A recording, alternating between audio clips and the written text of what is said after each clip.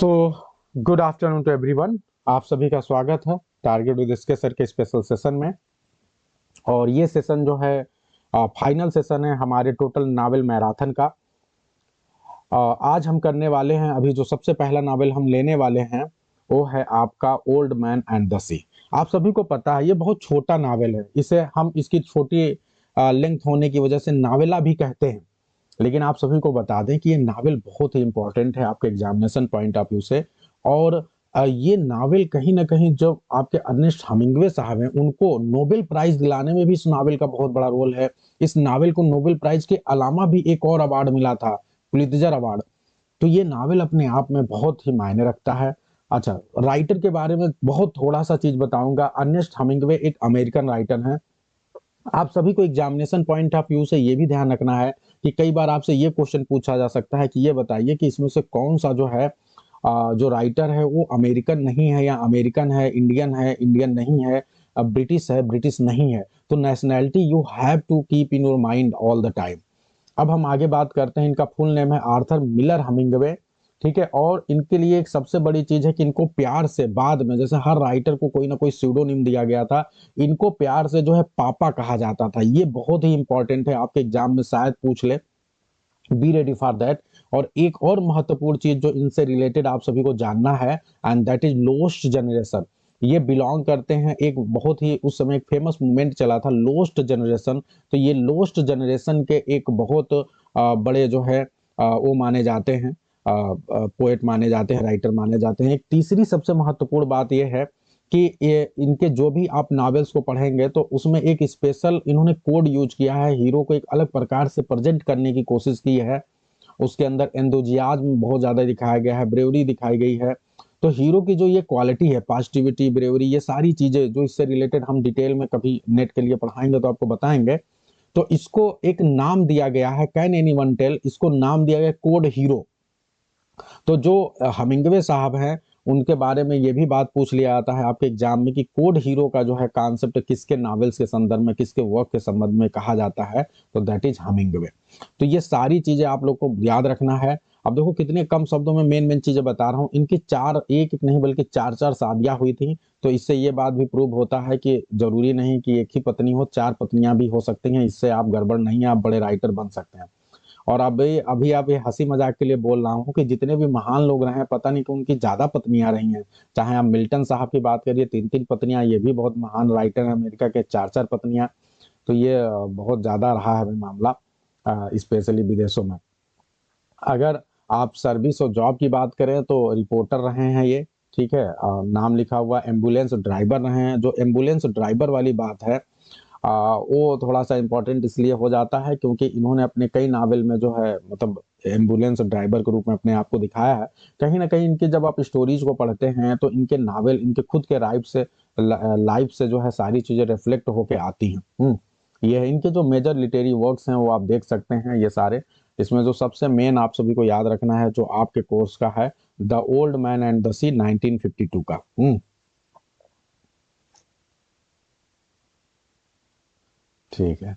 अब हम सीधे वर्क में आ जाते हैं। Key points of the old man and the सी।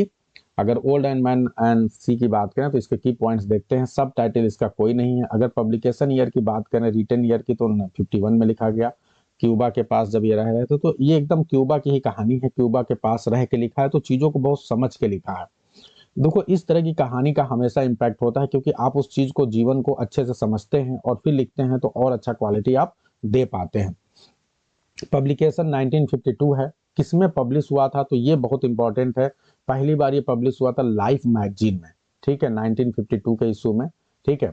और उसके बाद ये बुक फॉर्म में आया था, सब्सक्रिप्शन, सब्सक्रिप्शनर जो है एक पब्लिकेशन, उसके द्वारा बुक फॉर्म में आया है। फिर आगे बढ़ते हैं। अगर बात करें सेटिंग टाइम की बात करें तो ये 1940s के टाइम पे बेस करके ये लिखा गया है। और स्पेशली स्मॉल फिशिंग विलेज, एक ऐसा विलेज जहाँ पे लोग बहुत ज्यादा, जिनका पूरा जो है जीविका फिशिंग पे ही चलती है, हवाना के पास में है, उस पे बेस करके है। क्यूबा की ये रियल कहानी है और कहानी भी क्यूबा की है। तो ये है। और कहीं ना कहीं जो गल्फ स्ट्रीम है वहां से लगा हुआ है, तो उनकी जो समुद्र है गल्फ स्ट्रीम का, वो वहां पे आप देखते हैं ओल्ड मैन एंड सी में जो सेटिंग है समुद्र की ही ज्यादातर है। तो वो उससे लगा हुआ एक गांव है और समुद्र है, उसी पे बेस करके ये पूरी आपकी कहानी है। अगर जॉनर की बात करें तो आप इसे नावला बोलेंगे, आप इसे पैराबल बोल सकते हैं, क्योंकि इसके द्वारा आपको बहुत सी चीजें सिखाने की कोशिश की गई है। ठीक है, आगे बढ़ते हैं। क्लाइमेक्स वगैरह जो है हम बेहतर होगा कि जब हम स्टोरी को कहानी पढ़ लें तब आप समझे तो ज़्यादा बेहतर होगा, लेकिन फिलहाल आप जान लें कि Santiago successfully harpoons and kills the great marlin. Santiago जो है मछली पकड़ने के लिए बहुत दिनों से उसे मछलियां नहीं मिल रही हैं। कोई बहुत लगभग आप बता सकते हैं मुझे लगभग कितने दिनों तक इनको जो है लगातार प्रयास कर रहे हैं, लेकिन उसके बावजूद भी इनको जो है नहीं मिला, इनको जो है कुछ मिल नहीं रहा है समुद्र में मछलियां वगैरह कुछ भी। तो 84 डेज ये आपके एग्जाम का क्वेश्चन हो सकता है, तो बी रेडी फॉर दैट। फिर उसके बाद कहा जाता है ना कि जब भगवान देता है तो छप्पड़ फाड़ के देता है, आपको धैर्य रखना चाहिए, ईश्वर के घर में देर है अंधेर नहीं। हाँ, लेकिन धैर्य कोई जवान व्यक्ति रख ले, आप जैसे लोग हैं, जितने भी लोग हैं, हम सभी लोग जवान हैं, अभी मान के चल रहे हैं जवान, मिडिल एज जवान वाला ही अभी रख लो, तो सारे एडल्ट हैं, समझदार हैं, मैच्योर हैं, लेकिन उसके बावजूद हम में से पता नहीं कितने लोग हैं जो इच्छाएं अपनी खो देते हैं, धैर्य खो देते हैं। हमें लगता है हमारे जीवन में कुछ नहीं हो सकता, हमें कुछ मिल नहीं सकता, बहुत बार ऐसा हो सकता है, और हम जीवन के निराशा के बादल में डूब जाते हैं। लेकिन उस व्यक्ति से पूछिए जो कि अपने उम्र के अंतिम पड़ाव में चल रहा है, और वो व्यक्ति भी जो है किस तरह से पॉजिटिविटी से भरा हुआ है। 84 डेज हो चुके हैं जीवन पे, उसे कुछ नहीं मिला है, लेकिन उसके बावजूद भी उसने अपने मनोबल को नहीं तोड़ा है, अपनी इच्छाओं को नहीं तोड़ा, अपनी पॉजिटिविटी को नहीं छोड़ा है, और उसने ये सोच लिया है कि मैं एक दिन सफल होकर दिखा ही दूंगा। अगर पॉइंट ऑफ व्यू की बात किया जाए तो पॉइंट ऑफ व्यू जो है थर्ड पर्सन है। प्रोटैगोनिस्ट की बात किया जाए तो सैंटियागो है। एंटागोनिस्ट की बात करेंगे तो आप मार्लिन को बोल सकते हैं, लेकिन मार्लिन को नहीं बोलेंगे, क्योंकि मार्लिन से एक समय के बाद जब मार्लिन इनसे लगातार संघर्ष करती है, लड़ाई लड़ती है अपनी जान बचाने के लिए, तो इनको मार्लिन से प्यार जैसा हो जाता है, उसे अच्छा समझने लगते हैं। इनको एंटागोनिस्ट के रूप में शार्क को आप ले सकते हैं, क्योंकि वो जो शार्क हैं वो अटैक करके मार्लिन को जो है इनको ले नहीं जाने देते हैं। ठीक है, और एंड तक जाते जाते शार्क सारे फ्लेश को खा लेते हैं। सैंटियागो के खुद के फिजिकल लिमिटेशन को भी आप कह सकते हैं कि इनका शरीर अब उस तरह से साथ नहीं दे रहा है, तो वो भी एंटागोनिस्ट की तरह काम कर रहा है। थर्ड पर्सन ओमनीसेंट नरेटर है ये। ठीक है, तो सारे कैरेक्टर्स आप सभी के सामने हैं। सैंटियागो एक एल्डरली क्यूबन फिशरमैन है जिनकी कहानी है 84 दिनों तक कुछ नहीं मिला है इनको अभी तक। मैनोलिन जो है एक यंग लड़का है जो कि इनके साथ हेल्पर की तरह काम करता है। ठीक है, लेकिन इनके घर वाले मना करते हैं कि तुम वहां मत जाओ, किसी दूसरे लकीर बोर्ड पे जाओ। ठीक है, मार्लिन जो है उस मछली का नाम है। कई बार इसका एग्जाम में क्वेश्चन पूछ देता है कि भैया कितने फुट की मछली थी वो, तो ये ध्यान रखना कितने फुट की है ये, तो 18 फुट की मछली है। तो ये आपके एग्जाम का क्वेश्चन हो सकता है। माइकोसार्क एंड गैलानोज, ये दोनों याद रखना, ये दोनों अटैकर हैं, ये दोनों सार्क के अलग अलग टाइप है, और ये अटैक करते हैं मार्लिन के ऊपर। मांस की जब उनको खून की महक पहुंचती है तो वो इसको खाने की कोशिश करते हैं सब। यस, और इसके बाद से जो पेड्रिको, पेड्रिको एक फिशरमैन है जो विलेज में रहता है, समुद्र के किनारे जो विलेज है वहां रहता है, और वो हमेशा जो है सैंटियागो को हेल्प करता है, कुछ ना कुछ इनको दे दिया करता है खाने पीने के लिए, क्योंकि कुछ कर तो रहे नहीं है 84 दिनों से। मार्लिन जो है ये कौन है, ये जो है मार्टिन, ये ओनर है उस वहां पे एक लोकल कैफे है, कैफे के ओनर हैं, ये भी फूड वगैरह जो है दे दिया करते हैं। ठीक है, आप पेड्रिको के संदर्भ में थोड़ा सा अगर जल्दी मैंने बता दिया, give the head of the marlin to use to fish traps, मतलब ये पेड्रिको को ये हेल्प करते हैं, जब मार्लिन को मार के लाते हैं तो उसका हेड दे देते हैं। तो पेड्रिको इस संदर्भ में, मार्टिन को मैं बताना चाहता था जल्दी।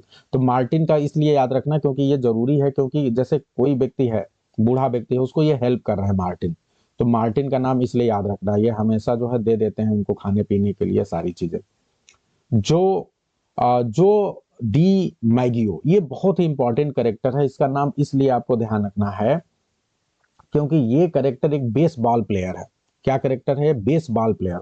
और आपसे एग्जाम में कई बार पूछा जा सकता है, जैसे हर व्यक्ति का कोई ना कोई आइडियल होता है, आप भी होंगे, आपका कोई ना कोई आइडियल होगा, जरूरी नहीं कि जो आइडियल हो आपकी ही फील्ड से हो। तो इन ये जो आइडियल हैं, इनके आइडियल जो डी मैगियो हैं, और जो डी मैगियो को ये बहुत पसंद करते हैं। ठीक है, लेकिन एक बहुत बहुत महत्वपूर्ण बात आप सभी को जानना है कि जो डी मैगियो को क्यों पसंद करते हैं, सबसे बड़ी बात ये समझो आप, ये आपके एग्जाम का क्वेश्चन हो सकता है। इसलिए पसंद करते हैं क्योंकि जो डी मैगियो को एक बीमारी है जिसे बोलते हैं बोन स्पर। बोन स्पर क्या होता है? जिसमें आपकी हड्डियों जैसे जब बोन्स होती है ना, तो बोन्स जो है उनके ज्वाइंट के बीच में अचानक वो बढ़ने लगता है, ठीक है। उनके अगर हड्डियों का जो किनारे वाला पोर्शन है, जब वो धीरे धीरे धीरे धीरे इंक्रीज करने लगेगा, तो फिर क्या होगा, जब वो एक दूसरे से ज्वाइंट्स टकराएंगे तो बहुत ज्यादा पेन होगा। तो बहुत हल्का हल्का किनारों पे जो स्पर होने लगता है, आपका इंक्रीज होने लगता है, उसी को बोन स्पर बोलते हैं, और ये बहुत ज्यादा दर्द देता है। तो इनको भी बोन स्पर था, और उसके बावजूद भी, बोन स्पर होने के बावजूद भी वो बहुत अच्छा खेलते थे संघर्ष करते हुए, इसीलिए इनको आइडियल माना गया है। ठीक है, तो ये है। तो ये भी जो बिल्कुल इनके करेक्टर से मैच करता हुआ है, जो डी मैगियो। तो ये नावल एक तरह से पूरी तरह से, यस, निश्चित तौर पे आप इसे कह सकते हैं ये पैराबल की तरह है, क्योंकि आप यहाँ से सीखते हैं, इंडोरेंस को दिखाता है, यस। अब पॉइंट वाइज यदि समरी की बात करें, तो मैं आपको समरी नहीं बताना चाहता हूं, मैं सीधे सीधे आपको क्वेश्चन पे लेकर जाऊंगा, और क्वेश्चन से ही हम सारी मेन मेन चीजें कर लेंगे, ठीक है।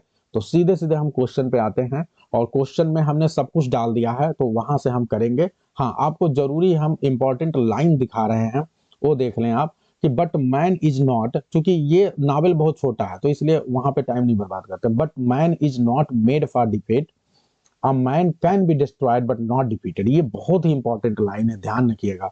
और ये आजकल बहुत ज्यादा बोला जाता है, अक्सर आप देखिए कहा जाता है कि man can be destroyed but not defeated. बहुत ही बेहतरीन लाइन है। आप किसी व्यक्ति को डिस्ट्रॉय कर सकते हो लेकिन डिफीट नहीं कर सकते। एक बूढ़ा आदमी है, उसकी शरीर खत्म हो जाएगी, उसका बॉडी जो है खत्म हो जाएगा, लेकिन जरूरी नहीं कि उस व्यक्ति को आप हरा पाओ। तो ये चीज है। आप एग्जाम्पल ले सकते हैं, सैंटियागो को ले लीजिए, या इसके अलावा आप यूलिसेज को ले लीजिए। यूलिसेज देखिए क्या बोलता है, बार बार कहता है कि मुझे फिर से यात्रा पे जाना है, फिर से एडवेंचर पे जाना है, करना है, लगातार प्रयास कर रहा है। उसे लगता है लाइफ पाइल्ड अपॉन लाइफ भी कम है अगर हम एडवेंचर करते हैं, दुनिया में कुछ करना चाहते हैं तो। ये बात है। तो ये ध्यान रखना, ये आप सभी के लिए, ये सिर्फ सैंटियागो का कथन ये आप सभी के लिए है। मैं आप सभी से बताना चाहता हूं कि आप में से बहुत से लोग निराश हो चुके हैं, बार बार हार मान जाते हैं। एक बूढ़ा व्यक्ति हार नहीं मान रहा है, आप कैसे हार मान सकते हैं? तो ये बात ध्यान रखिएगा। और एक बहुत ही मैं छोटा सा आप लोग को जो है एक वो सुनवाना चाहता हूँ, सिर्फ इसलिए कि आपके मनोबल को थोड़ा मैं बढ़ा सकूं। और ये थोड़ा सा आप सुनिएगा, मुझे बड़ा अच्छा लगा, एक छोटा सा लेकिन ये तो कॉपीराइट आ जाएगा तो छोड़ देते हैं। यस, तो उसमें बस एक छोटी सी बात आप सभी को बताना चाहता हूं कि अक्सर आप देखते हैं, आप सभी के लिए थोड़ा मोटिवेशन के लिए बता रहा हूं, आप लायन को देखते हैं कि लायन कैसा होता है। लायन को अगर आप जंगल में देखेंगे तो कितना वो स्टाइल से चलता है, कितना उसका लुक, चलने का तरीका एलिगेंट होता है। नावल की जब आप टाइगर की बात करते हैं, तो टाइगर को न तो आप हाथी जितना विशालकाय होता है, न भारी होता है, न ही जिराफ जितना लंबा होता है। अगर ये दोनों चाल, अगर हाथी चाल है तो टाइगर उसके सामने कुछ नहीं है। लेकिन बात यह है कि जो टाइगर है फिर भी सोचता है मैं राजा हूं, इसलिए राजा है, और वो सोचता है कि मैं जीत सकता हूं, कर सकता हूं, तो जीत सकता है। अब यहाँ पे एक छोटा सा एग्जाम्पल दिखा रहे हैं कि जब आप सर्कस के शेरों को देखते हैं, लायंस को देखते हैं, तो वो जो लायंस हैं, उन लायंस को यदि आप देखें तो आपको ये महसूस होगा कि ये लायंस तो बिल्कुल कुत्तों की तरह हैं, एकदम डरपोक टाइप के। उनको जो उनका मालिक कहता है यहाँ जाओ वहां जाओ, वैसे करो वो करो, वो सब करने लगता है। ऐसा क्यों होता है? तो उसके पीछे एक बहुत छोटी सी ट्रेनिंग उनको इस प्रकार से दी जाती है, उनको काफी दिन तक भूखा रखा जाता है। तो जब भूखा रखा जाता है तो लायन को उस समय भोजन चाहिए होता है। जब भोजन पा जाए, उसके ताकत आ जाए, तो फिर उसके बाद से जो है उसको कस के बांध के रख दिया जाता है, ठीक है, ताकि वो उसे तुड़ा ना पाए। फिर उसके बाद से जब फिर वो क्या होता है, फिर भूखा रहता है, फिर उसको कुछ दिन तक भूखा रखते हैं, ठीक है। तो अब उसके दिमाग में ये चल गया कि मैं चाहे जितना प्रयास करूं, जिस तरह से मुझे बांधा गया है मैं इससे छूट नहीं सकता। तो फिर उसके बाद 2 दिन बाद उसे भोजन दिया जाएगा, और फिर जब वो खाना खाएगा फिर उसके अंदर एनर्जी आएगी। फिर उसके बाद वो प्रयास करेगा, लेकिन फिर उसके बाद एनर्जी आने के बावजूद भी वो उसे तुड़ा नहीं पा रहा है। बाद में क्या करते हैं कि जब उसने अपने आप को कोशिश की है बार बार खींचने की, तो उसके पैर जो हैं, जो पैर बंधे हुए हैं, उस पे घाव बन गया है।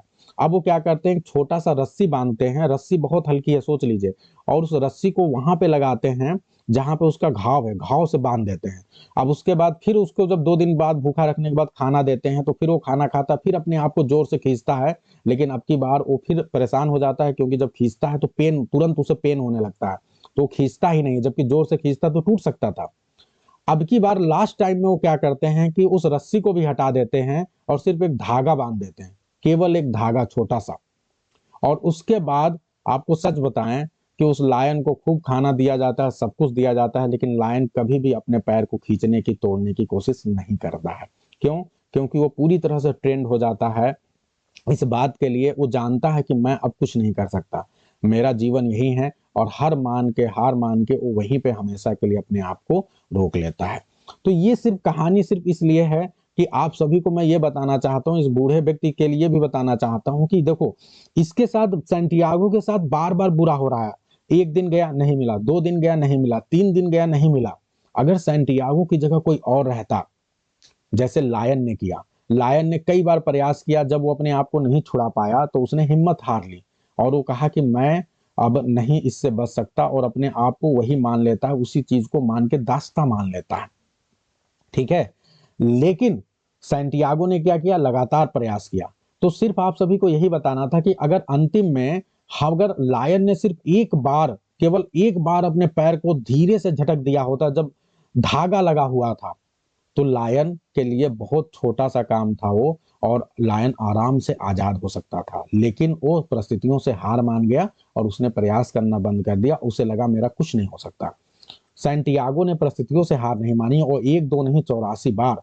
थॉमस अल्वा एडिसन की बात करिए, 1000 से ज्यादा बार उन्होंने गलत तरीके से प्रयोग किया, जब बल्ब नहीं बन सकता था, फिर भी वो हार नहीं माने और एक दिन आपके सामने बल्ब बना के रख दिया। आप सभी को सिर्फ ये बताना चाहता हूं कि आपके जीवन के जो कष्ट हैं, आप में से बहुत से लोग हैं तैयारी कर रहे हैं, पिछली बार नहीं हुए, बहुत बार आप परीक्षा में दे रहे हैं, असफल हो रहे हैं। तो आप में से तमाम लोग मुझे फोन करते कहते हैं कि सर हम तो असफल हो चुके हैं, हमारा लग रहा है कुछ नहीं हो पाएगा। इस तरह से आप लोग अपने बारे में बात करते हैं, और आज भी आप में से तमाम लोग हैं, 90%, मैं गारंटी के साथ कह सकता हूं, आप में से 50 से 60% ऐसे भी लोग हैं जिनके मन में अभी भी डर है कि मेरा कुछ नहीं हो पाएगा। अरे भाई, ये बताओ आपने क्यों सोचा? आपको एक बहुत छोटी सी बात लाइन वाले एग्जाम्पल से कनेक्ट कर रहा हूं, जिसको आप इससे भी कनेक्ट कर सकते हैं कि आपको क्या पता है कि आपके, हो सकता है जब आप प्रयास कर रहे थे तब आपका जो, आपके पैरों में बहुत मोटी बेड़ियां जकड़ी हुई थी, और जिसकी वजह से आप असफल हो जा रहे थे, क्योंकि उस समय आप चाहे जितना प्रयास कर लेते, आपके बस की बात नहीं थी। लेकिन हो सकता है कि अब इस समय जो आपका भाग्य है वो सिर्फ आपके रास्ते में जो रोड़ा है, ऑब्स्टेकल है, वो एक छोटी सी डोर की तरह है। ठीक है, एक झटके में वो खुलने वाला है, एक झटके में वो टूटने वाला है। लेकिन आप तो अभी भी यही समझ रहे हैं कि मेरे पैरों में बेड़ियां बंधी हुई है लोहे की मजबूत, और इसी वजह से आप अपने आप को छुड़ाने की कोशिश नहीं कर पा रहे हैं। तो ये एक बहुत बड़ी गड़बड़ी है। हो सकता है आज आपका भाग्य आपके साथ है, आपकी तकदीर आपके साथ है, समय आपके साथ है, लेकिन आप ही हिम्मत हार चुके हैं, आप ही उस तरह से प्रयास नहीं कर रहे हैं, तो कैसे सफलता की ओर जाएंगे?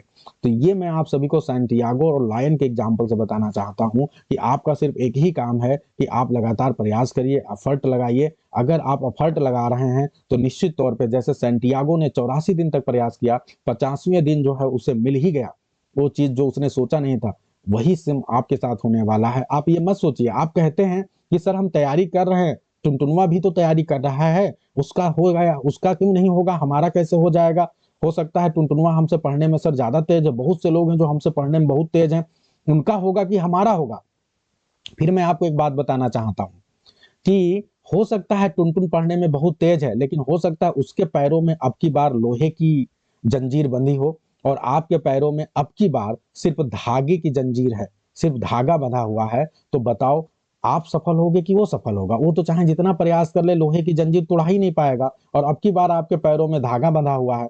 तो ये भी बात समझिए आप। तो इसलिए कभी किसी से तुलना मत करिए। कोई आपसे हो सकता है कि बहुत ज्यादा जो है तैयारी कर रहा हो, बहुत ज्यादा टैलेंटेड हो, लेकिन उसका सिलेक्शन ना हो, और आपका सिलेक्शन इस बार जरूर हो जाएगा, क्योंकि आपके पैरों में अब की बार धागा बंधा हुआ है।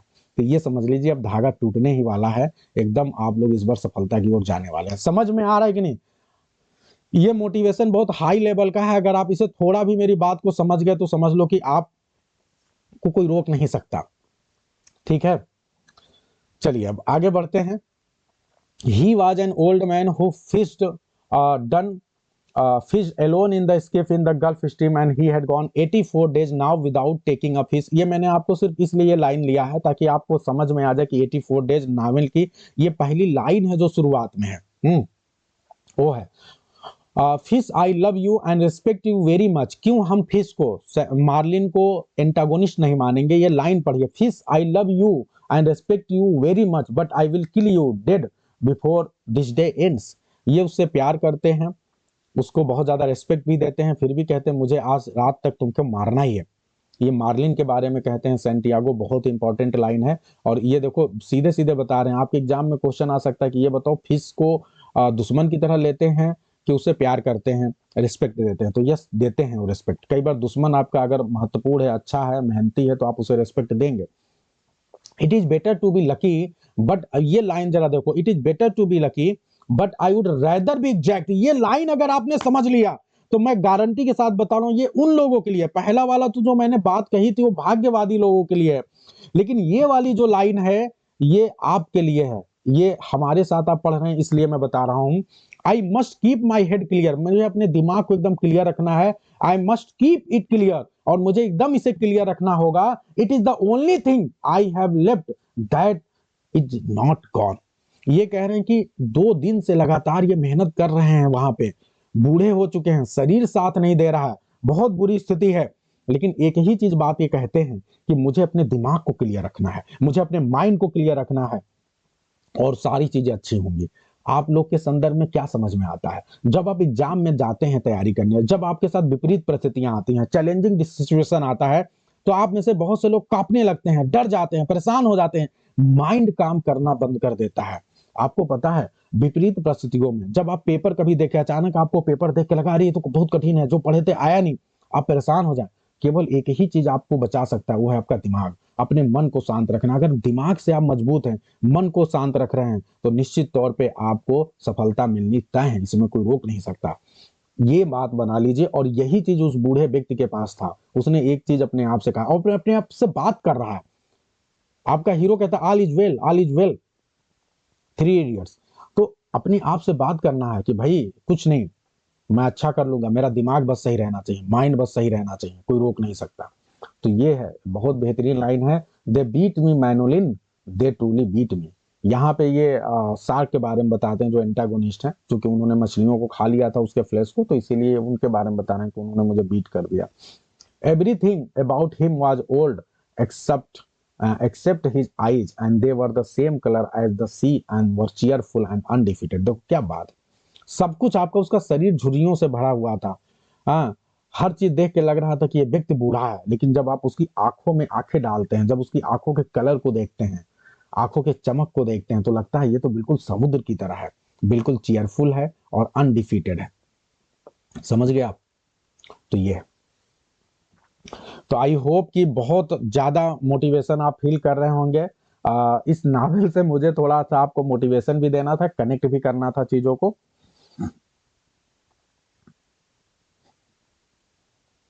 चलिए अब हम जल्दी जल्दी क्वेश्चंस को करते हैं, अब बहुत आसान हो जाएगा आपके लिए, फटाफट। How many days has Santiago gone without catching a fish before the story begins? बहुत आसान, 84 डेज।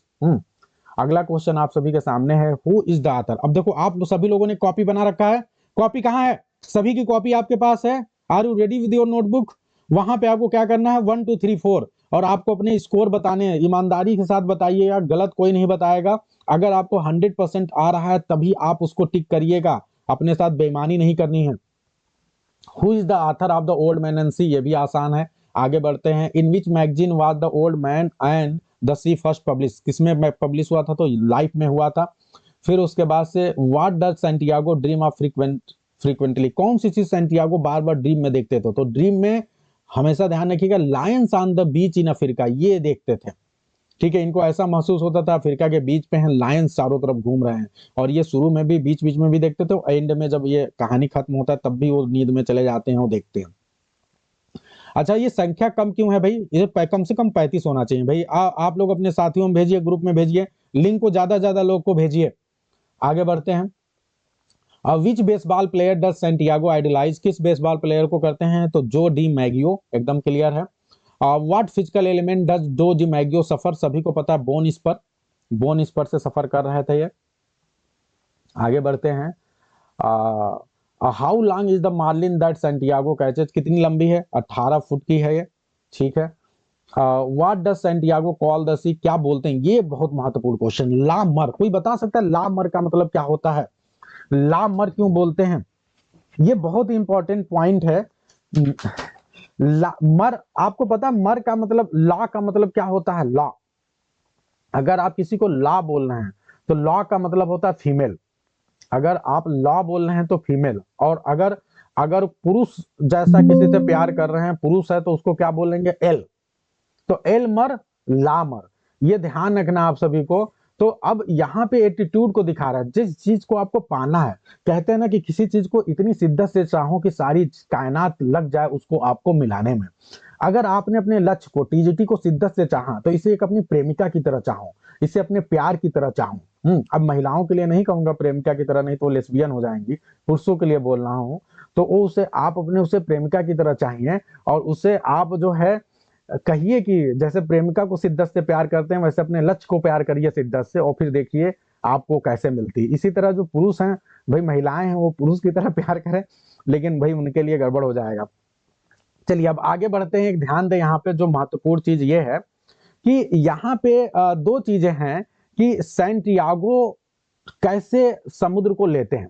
तो सैंटियागो जो है समुद्र को बहुत प्यार करते हैं, उसे एक फेमिनिन एंटिटी की ओर लेते हैं, और फेमिनिन एंटिटी को हर कोई बहुत ज्यादा प्यार करना चाहता है। लेकिन जो दूसरे लोग हैं, जो दूसरे नाविक हैं, जो इस समय के प्रेजेंट समय के नाविक हैं, ध्यान रखिएगा, सैंटियागो ट्रेडिशनल हैं, ओल्ड हैं, पुराने हैं। लेकिन जो अभी के जो नाविक हैं, जो बड़े बड़े स्ट्रीम लेकर आते हैं, वो कैसा मानते हैं? वो एक कॉम्पिटिटर की तरह मानते हैं। कोई अपनी प्रेमिका से कंपटीशन नहीं करता है। प्रेमिका के लिए तो लोग कह देते हैं कि हम अपनी जान दे दें, जान देने के लिए तैयार होते हैं। लेकिन जो कॉम्पिटिटर की तरह यदि मानोगे तो जान नहीं दोगे, तब तो आप जान लेने पे आ जाओगे। तो ध्यान रखिएगा कि जो आज के समय के जो यंगर फिशरमैन है, वो समुद्र को एलमर मानते हैं। क्या मानते हैं? एलमर मानते हैं। एलमर का मतलब उसे मैस्कुलिन मानते हैं, और इसीलिए वो कंपटीशन की फीलिंग रखते हैं उसके साथ। और ये उसे क्या मानते थे? लामर मानते थे, इसीलिए उसके प्रति प्यार वाली फीलिंग रखते थे। ये आपके एग्जाम में क्वेश्चन आ सकता है कि जो दूसरे फिशरमैन है वो किस तरह लेते हैं उसको, तो एक कॉम्पिटेटिव पर्सन की तरह, कॉम्पिटेटिव एंटिटी की तरह लेते हैं। आई होप कि ये बहुत अच्छे से आप लोग को समझ में आया होगा। ये महत्वपूर्ण चीज थी, इसलिए मैंने आपको रोक के बताया। आगे बढ़ते हैं। What happens to Santiago's left hand while he is tracking the fish. जब वो फिश को ट्रैक कर रहा था तो उसके लेफ्ट हैंड में क्या हुआ? तो ध्यान रखिए कि वही कहते हैं ना कि इनका जो शरीर है वो इनके लिए एंटागोनिस्ट की तरह काम कर रहा है। क्यों? क्योंकि इनका शरीर साथ नहीं दे रहा है। इनका जो एक हाथ है, आपको जानकर बड़ी हैरानी होगी कि वो टूट जाता है, मतलब एक तरह से क्रैम्प हो जाता है, बिल्कुल कर्व जैसा हो जाता है। बताओ, तो अब बहुत दिक्कत की बात है। इनका लेफ्ट हैंड एकदम कर्व जैसा हो गया ना, क्ला लाइक शेप हो गया। फिर भी बेचारा जो है बहुत दुख हो रहा है कि मेरी बॉडी खुद मेरे साथ ट्रिचरी कर रही है। ठीक है, लेकिन ये आगे बढ़ते हैं। Who is मैनोलिन? मैनोलिन कौन है? तो मैनोलिन कौन है, ये बहुत इंपॉर्टेंट है। मैनोलिन कौन है भाई? A young boy who learns from Santiago, ये है। पूरा आप लोग सारा काम छोड़ के आ जाइए। बार बार मैं देख रहा हूँ टुनटुन और उनके साथी जो छोड़ के बार बार भाग रहे हैं, मैं उनकी गारंटी नहीं दे सकता एग्जाम में सफल होने की। ठीक है, तो इसलिए ऐसा ना करें कि बार बार एकदम लग जाएं। नेटवर्क इशू है तो अलग बात है। क्वेश्चन नंबर 11 की बात करते हैं। What kind of shark attacks the boat first? बताइए सबसे पहले किस प्रकार के शार्क अटैक करते हैं? तो मैको वाले शार्क अटैक करते हैं। अगला क्वेश्चन है, what weapon does Santiago use to kill? किसको, कौन सा वेपन यूज करता है? तो हार्पून को यूज करता है। मार तो देता है लेकिन हार्पून भी चला जाता है। आगे बढ़ते हैं। Where does the story take place? कहाँ स्टोरी भाई चलती है? तो fishing village near Havana, Cuba. ये आपको पहले ही बता चुके हैं हम। आगे बढ़ते हैं। What does Santiago eat to keep his strength up on the boat? Santiago बताइए क्या खाते हैं जब उनको बहुत ज्यादा लगने लगता है, थक गए हम? तो ये रा tuna and dolphin fish, dolphin की छोटी वाली जो फिश होती हैं उनको खाते हैं। टूना भी एक प्रकार की मछली है छोटी सी, तो उसको पकड़ के ये अपनी भूख मिटाते हैं। ठीक है। What year did old and sea win with Pulitzer prize? ये बहुत इंपॉर्टेंट, इनको पुलित्जर प्राइज मिला था 1953 में इसके लिए। और what does Santiago finally kill the marlin? How does, कैसे मारता है एंड में वो मार्लिन को?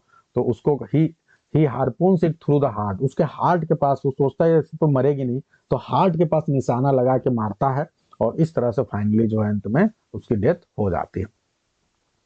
अब what do the tourist at the end the old man and the sea mistake the skeleton? Tourist को क्या लगता है जब वो बाहर आ जाता है उसके, तो उसका स्केलेटन इतना बड़ा है कि कोई मछली समझ ही नहीं पाता, सबको लगता है ये शार्क है, क्योंकि उनको भाई उतना आइडिया नहीं ना। तो ये चीज है। आगे बढ़ते हैं। To whom does Santiago give the head of the fish, किसको हेड देते हैं? शुरुआत में ही बता दिया था, पेड्रिको को देते हैं ये। आगे बढ़ते हैं। What happen in the arm wrestling match in the Casablanca, ये बहुत बेहतरीन क्वेश्चन है। आप सभी को पता है कि कासाब्लैंका अपने जवानी के दिनों में बहुत मजबूत माने जाते थे। एक छोटा सा आपको इंसिडेंट बता रहा हूं। सैंटियागो 24 घंटे तक लगातार लड़ाई लड़ते हैं और तब जाके जीतते हैं। आपके फोन पे स्क्रीन नहीं शो रहा तक, क्यों ऐसा क्यों हो रहा है? फिर से कर लो। तो ये थोड़ी सी मैं आपको एक कहानी सुनाता हूँ, आपका मन खुश हो जाएगा आपको जानकर। आप सभी को बताऊं कि ये जो एग्जैक्ट घटना है जरा जान लो, ये एक्चुअली घटना कैसे है। रूठे तकदीरी, रूठी तकदीरें तो टूटी शमशीरें तो क्या कर, हर हर मैदान फतेह। बहुत अच्छा, ये ध्यान दें। जो आर्म रेसलिंग मैच हुआ है, उसमें थोड़ा ध्यान देंगे आप। ये जो आर्म रेसलिंग मैच था, ये एक बहुत ही मैसिव अपोनेंट थे इनके, बहुत ही मैसिव अपोनेंट थे। कोई छोटे मोटे आदमी से लड़ाई नहीं लड़ रही, एक बहुत ही मैसिव अपोनेंट है। और वो जो अपोनेंट है उसको डिस्क्राइब कैसे किया जाता है जान लीजिए, क्योंकि ये आपके एग्जाम का क्वेश्चन हो सकता है। डिस्क्राइब उसको किया गया है कैसे? The great Negro from Cienfuegos. क्या है? द ग्रेट निग्रो फ्रॉम, ये ध्यान रखिएगा, सियन फैगोस, CIENFUEGOS, सियन फैगोस। तो ये great Negro from Cienfuegos इसे कहा जाता है। और ये ध्यान रखिएगा, द स्ट्रॉन्गेस्ट मैन था, strongest man on the dock. ठीक है, तो ये स्ट्रॉन्गेस्ट मैन था, ध्यान रखिएगा। वहां पे जितने भी लोग थे उससे ये लड़ाई लड़ते हैं। तो ये आपसे पूछा जा सकता है कि वो कौन था। तो the great Negro from the, एक निग्रो था वो, और निग्रो ऑलरेडी बहुत ज्यादा पावरफुल होते हैं, स्ट्रॉन्गेस्ट मैन था ये। और पिछले काफी समय से उसे कोई हरा नहीं पाया था। सोच लीजिए, उस व्यक्ति को जो है ये हरा देते हैं। और हराते कैसे, अभी ये भी समझो, इतनी आसानी से नहीं हराते। 24 घंटे तक लगातार युद्ध चलता है। कोई मुझे बता सकता है कि किस दिन से किस दिन तक चलता है? तो एक पूरा दिन, एक पूरा दिन लगता है, 1 full day and 1 full night. एक पूरा दिन, एक पूरी रात लगती है इस युद्ध में। और ये जो पूरा दिन और रात जो है, स्टार्ट कैसे होता है समझिए। Started Sunday morning, Sunday morning को शुरू हुआ था ये युद्ध, संडे मॉर्निंग को। और खत्म कब हुआ? खत्म कब होता? संडे मॉर्निंग को शुरू हुआ था और एंड हुआ था मंडे मॉर्निंग में। मंडे मॉर्निंग में एंड हुआ था ये। तो सोचिए, संडे मॉर्निंग से लेके मंडे मॉर्निंग तक चला। और आपको जानकर हैरानी होगी कि मंडे मॉर्निंग तक भी कोई जीत नहीं पाया था। अब ये सोचो कि अगर दो लोग लड़ रहे हैं और दोनों लोग अपने हाथ को लगाए हुए हैं, पंजा पकड़े हुए हैं, तो सोचो उनके हाथों का क्या हाल होगा। उनके पंजों से, उनके उंगलियों से खून गिरने लगा था, खून, ये हाल हो गया था। खून गिरने लगा था, लेकिन कोई भी हार मानने को तैयार नहीं था। एंड में लोगों ने कहा कि चलो भैया बहुत हो गया युद्ध, कोई नहीं जीता, बराबरी हो गया। लेकिन एंड टाइम पे हमारा जो हीरो है सैंटियागो, वो जोर का प्रेशर दे के खींचता है उसको, और फिर उसके बाद वो धड़ाम से अपने जो है नाक के बल गिर जाता है, और इस तरह से सैंटियागो हमारा जीत जाता है। तो ये सैंटियागो सामान्य व्यक्ति नहीं भाई। इस तरह अगर आप देखें तो ये जो युद्ध था, दोनों के बीच में लड़ाई थी, ये लड़ाई केवल मसल की लड़ाई नहीं थी, ये विल पावर की लड़ाई थी। और ये भी हमें बताता है कि स्ट्रेंथ कितना है। स्ट्रेंथ तो उसके पास भी बहुत ज्यादा था, वो भी नहीं हार मान रहा था, लेकिन will power, will power Santiago का थोड़ा हाई था। वो सोचे कि नहीं, मैं हरा दूंगा। ठीक है, तो ये ध्यान रखना है। पहले उसका नाम अलग से नहीं दिया है, मैंने बताया great Negro from Cienfuegos, great Negro from Cienfuegos, CIENFUEGOS। ठीक है, तो ये आप सभी को जो है ध्यान रखना है। ठीक है, अब ध्यान दीजिए, जब ये जीत जाते हैं तो इनको गर्व से एक उपाधि दी जाती है। उपाधि क्या दी जाती है? Santiago L champion. ठीक है, सैंटियागो एल चैंपियन, इनको नाम दिया जाता है। कैंपियन मतलब उसमें जो है ऐसे है, LCAM, ठीक है, PEON, एल कैंपियन बोला जाता है। ये है Santiago el campeon, Spanish language में है, लेकिन यहाँ पे आप हिंदी में इसको मतलब इंग्लिश में याद रखेंगे कि सैंटियागो द चैंपियन। तो क्लियर है सभी को, एकदम सभी को समझ में आ रहा है, अच्छा लग रहा है। तो ये सैंटियागो देख लो भाई, ये वाली चीज जो है आपको नॉर्मली ये आपके एग्जाम में आ सकता है, बी रेडी फॉर दैट। तो सैंटियागो द चैंपियन ये ऐसे नहीं बने थे। Why does melanin not fish with Santiago at the start? बताइए, स्टार्ट में जो मेलोनिन जो है वो सैंटियागो के फिश क्यों नहीं, उसके साथ फिशिंग क्यों नहीं करता? क्योंकि उसके पेरेंट ने उसको मना कर दिया था। तो इसी के साथ ये नावल जो है खत्म होता है। आई होप कि आप सभी ने बहुत इंजॉय किया होगा, मजा आया होगा, अच्छा लगा आप लोग को।